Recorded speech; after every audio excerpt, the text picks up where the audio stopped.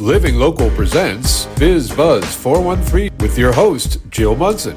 And before we get started with today's episode of BizBuzz 413, a couple quick thank you shout outs. Tiger Web Designs, thanks for making us look awesome on the World Wide Web. A thank you to my company, Pop More, confidence coaching and training done differently. And of course, a huge thank you to livinglocal413.org. Welcome to another Biz Buzz 413. I'm your host, Jill Munson. And it's so funny. When we started, Bill Cole and I were like, I wonder if we're going to have enough topics. And wowza, we have a lot of topics, which is just awesome. Living Local 413 is the host. It's sort of the overarching initiative founded by Bill Cole. And it's this mission to fuel local success through innovative strategies, meaningful connections, and accessible resources. And one of those is having this show, BizBuzz 413, where we can talk to people. And that's what we're doing. I thought it was going to be monthly. It's turning into weekly. And who knows, maybe somebody will sponsor us and I could do this daily. I don't know.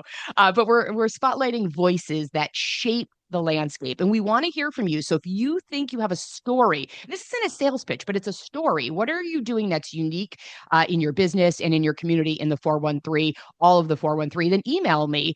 And you can do that at bizbuzz@livinglocal413.org and tell me all about what you got going on. And that is how I found our guest today. So welcome, Kimberly, and I hope I say it correctly, Crosta. Kimberly Crosta. Yes, sustainability advocate for Conklin Office Furniture in Holyoke. Welcome. Thank you so much. I'm so excited to be here. It's so funny because this is a perfect example of where you guys reached out and said, hey, we have this really interesting thing we're doing here at Conklin. Can we talk about it? And I was like, office furniture, how interesting can that be? And, right? I mean, let's be real.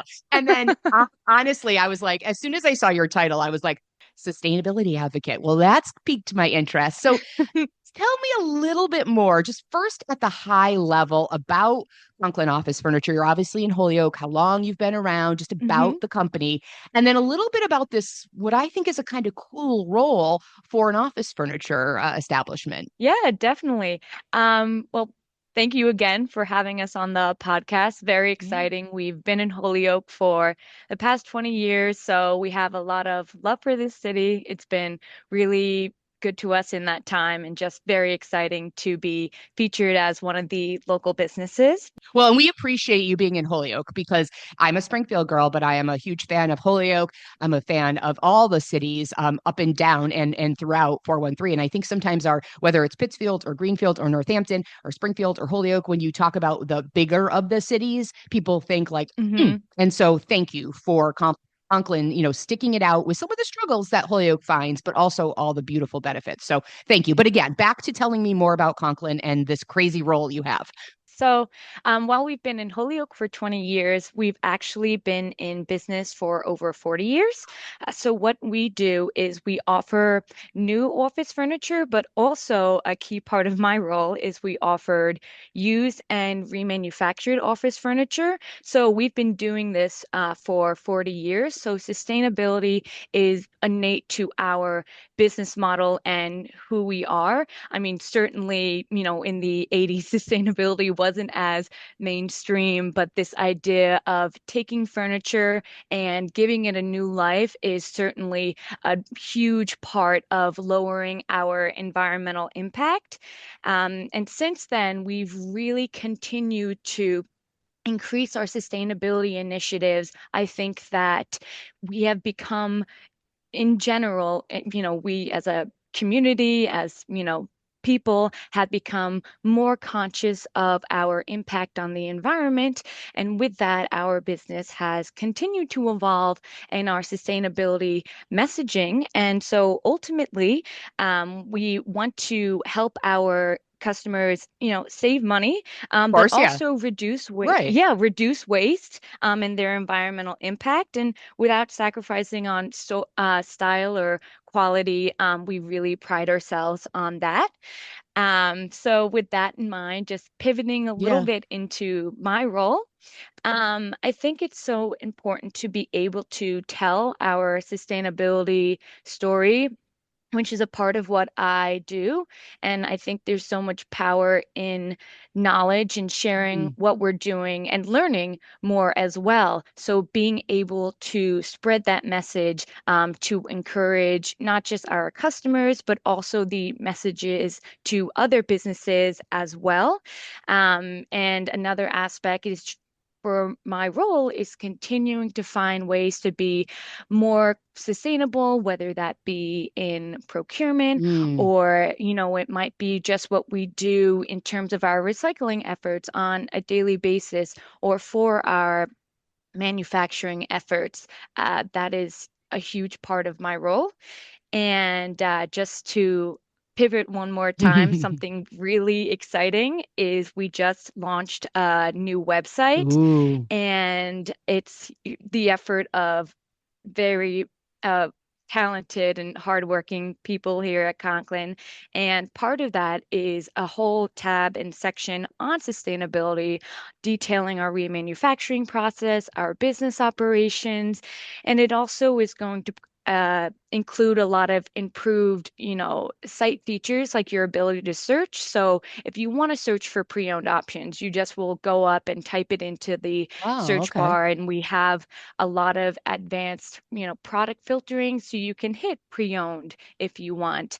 And we just want to be able to uh, have a modern style for our website and also make it as easy and navigable as possible Yeah. while sharing more about who we are and our sustainability Well, and efforts. people don't have to worry because I will put the link into the description for the podcast. But in case people are, just listening right now and just don't want to wait for the link, it's conklинoffice.com. So it's pretty easy to remember. And I love that you have Hmm. that. One thing you mentioned that I think is so spot on, right?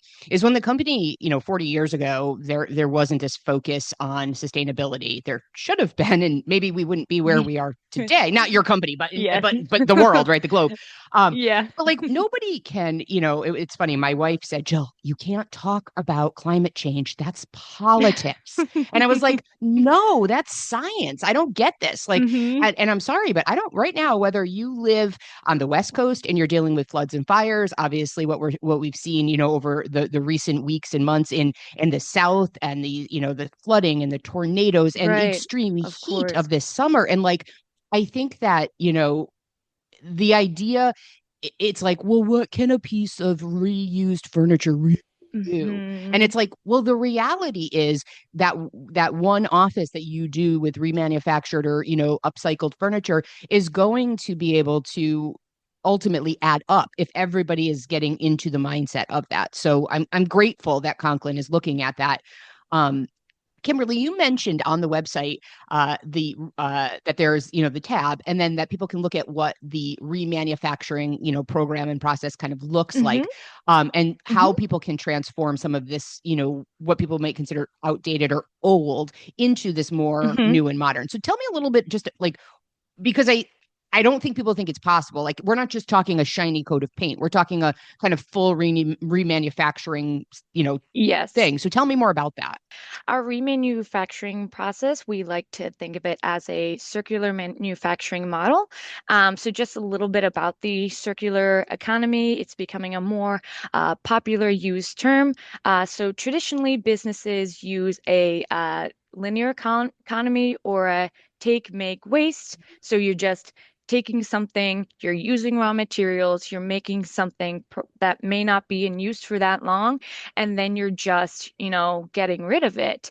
Kind of some shocking statistics. Last year, 17 million pounds of furniture were thrown out just in the Wow. Wait, US. wait, wait. What? Give me that number one more time because like sometimes we gloss over those numbers. How many pounds? So 17 million pounds. And we estimated that's about enough to fill 50 Empire State Buildings. Oh.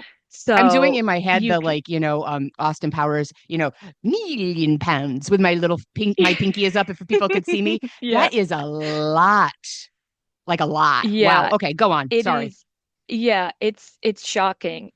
So, you think, what can, buying a piece of pre-owned furniture do? Through our efforts and our customers, we diverted almost 1,400 tons of furniture from landfills last year. So even though it seems like a small decision, it really makes a huge impact. So this idea of the circular economy is keeping products in use for as long as possible. So you want to extend their life cycle and maximize their value. And we do that through reuse and maintenance, repairs, refurbishment, and remanufacturing. So a little bit about that is we start at procurement, start right at the start, procurement and design. So we want to procure recycled materials, Mm. eco-friendly materials, source in what would be good for the environment and people. So, as an example, the fabrics that we use are 59 to 100% post-consumer recycled. Wow. And we have a preferred palette, and all of those fabrics and vinyls are PFAS free. A little bit about PFAS. It or they are man-made substances, and they're so harmful because they take like 1,000 years to disintegrate. So if you're thinking about it, something with that being tossed in a landfill, that's going to permeate through the groundwater. So not just in offices, you're going to have bad health effects, but also ultimately in perpetuity, Right. you're going to be looking at something like that. So it's important to start with that. And then when you're going into either our reconditioning and refurbishment, so what that is you're taking a piece of furniture and you're not breaking it down into different parts and building it back up again. You take it and either you do deep cleaning or you replace the fabric or either powder coat it, which is our way of painting it. Okay. Um, and again, with responsible procurement and more energy efficient techniques, the powder coating that we use is free or has low VOCs. So what these are it's a compounds that are associated with poor indoor air quality. So once again, this is a way to protect our workers and employees as well as that of our customers, people buying from us. So it's a continuous way to think about implementing energy efficient techniques, lowering our carbon footprint at every step in this process. Now, with remanufacturing, some of it is taking, let's say a workstation, a piece of furniture, you reuse, refurbish to make it look new as Mm. much as possible. And part of it is, maybe breaking down some of the parts, let's say replacing the top, the tabletop. Right. So that's a part of it. And again, since we are using new materials, we really want to focus on using materials made from post-consumer content. So kind of from start to finish, even until the end of this process, we want to think about how are we recycling things Mm. that can't be used Yeah. anymore? Because ultimately, sometimes there'll be fabrics when you're taking fabrics off that can't be used Right. anymore. So we want to think about how can we recycle them. So we work with a company named Syntex, Yep. and what they do is they take fabric and they repurpose it into insulation or carpeting or textiles. So we just want to keep recycling in mind at every part. And actually, I think one of the coolest innovations that I've learned about is you can take plastic shrink wrap. So we take that Mm. and we send it to a company named Trex, and they actually take that plastic and they turn it into outdoor decking, which Wow. is it's an innovation that you just wouldn't even think of, and it's just That's the I think it's so Yeah, cool. years ago, I worked for a roofer, and I remember, like saying, like, okay, well, what happens with the shingles, right? And it was the shingles Hmm. were able to be taken and ground up and made into your pavement, your roadways, and so like that's the that you know what I mean? Like people think plastic shrink wrap, like what's going to happen, and so there are these models, and I think it's so. First of all, thank you for explaining the idea of that take, make, waste, linear economy Hmm. and the circular economy because that's something I love learning and I wasn't familiar with that term circular economy and I think that's key because this isn't we're no longer in a society where it's the if you will foofy people the like people who are like and like and doing like yoga all day like that are the only like you're not a Hmm. weirdo if you're recycling and and doing this stuff. I mean this is truly the the importance and this not only for your company is going I mean financially it's going to benefit your company. And it was interesting because one of the questions and you already covered it but it was going to be like how you start to help these offices rethink their workspaces. And Hmm. sadly we're going to run out of time but I one question that I feel like I if I don't ask I'm going to get like hate mail or like I'm going to get in Yeah, trouble. of course. So it's like people always want to know like what's on trend, like and what's like upcoming. So if it, like Hmm. the business owner who's listening, who's got an office, right? And of course we've got these new trends because now we've got like hybrid and work from home and all of this. But like, what Hmm. are you seeing? Like, what's the like the skinny on like how to make your office trendy and sustainable? Yeah, so a lot of it we see focused on, employee wellness.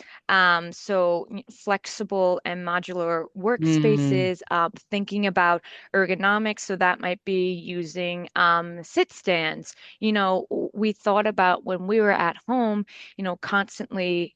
constantly at home, how can we kind of make that better? Because you were cooped up in your house all day. yeah. So now that we're going, yeah, now that we're going back to the office, we kind of see that shift. So ergonomics in terms of even like the chairs that you have, Mm, supporting better posture. It's things that you wouldn't necessarily think about, improve employee health, but it is so important. And also thinking about biophilic elements, that's, including incorporating nature as well as having a lot of natural mm. light. So something our design team does is they look at the layout of different furniture and they want to see how can we optimize light in a workspace, Wow. because I mean, I know that I am so affected by light Yeah. and it helps so much to work in a brighter environment. So that is a huge part of that.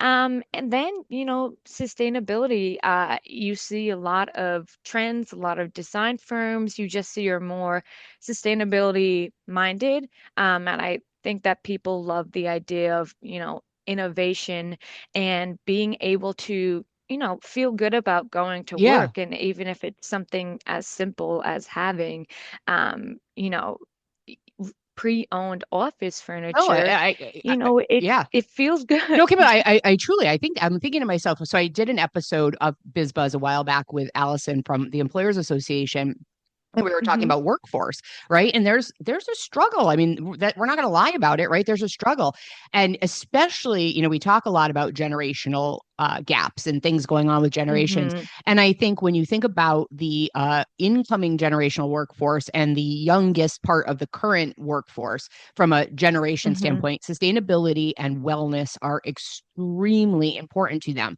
So if your part of your unique selling proposition as a company when you're trying to recruit an employee is not only we offer, X amount of vacation, X amount of personal time, whatever, but also Hmm. we are conscious in our environment to have as many sustainable products and processes as possible. Like that is an actual unique selling proposition that a company could use. So it does Yeah. all, like, again, that kind of circular mentality, it all ties back in together.